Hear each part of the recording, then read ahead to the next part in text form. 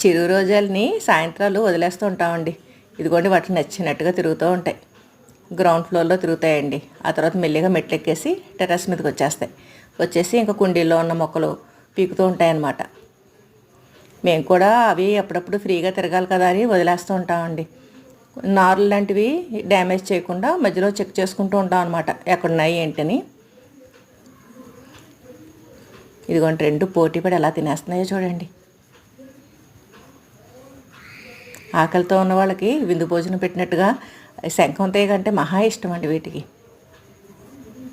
మొన్నే వేశాను ఒక కుండీలో, మొలిచినాయి 4 మొక్కలు మొలిచినాయి. అవి కొంచెం ఎదుగుతున్నాయి. ఇప్పుడు ఇవి తినడం మొదలుపెట్టేసినాయి.